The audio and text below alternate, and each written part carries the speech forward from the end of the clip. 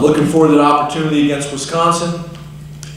Kind of talk about Wisconsin a little bit. Paul Christ obviously does a really good job. He's got tremendous history, with that program, obviously growing up in that town and coaching there for a number of years. So, great situation with him being able to come back home. Has done a great job representing that program and coaching that team. 17 of their 29 starters back, 75% runs on normal downs. They're going to try to establish the run. That's who they are. They're going to run the ball, they're going to run the ball, they're going to run the ball again. Then they'll complement it with play action pass.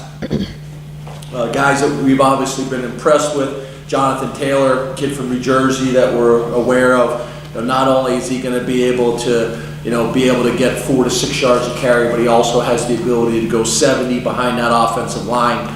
Danny Davis, the wide receiver, who seems to make a bunch of big plays for them. And then obviously their offensive line with 176 career starts with that unit. Last week we had protection issues. So a combination of those two things. So we got to be more consistent. In the throws we make. We got to be more consistent in catching the ball. When we have an opportunity to make a play, we got to make a play.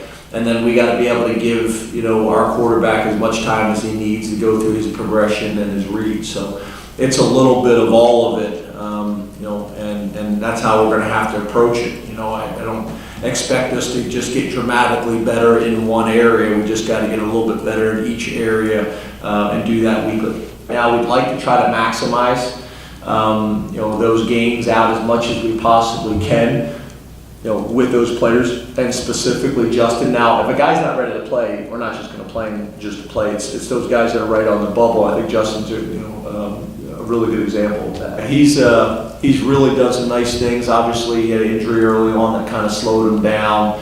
I had a really good discussion with him, the other day. He came in and wanted to meet with me kind of about some things, and he's actually, looking at his college experience very similar to his high school experience, where, he started out, maybe a little bit slow and, worked himself into being one of the best receivers in the country, if not the best receiver in the country. And I think you're going to see a similar development with him here, just because of his approach and his attitude. His mom and dad have been awesome. He's been great.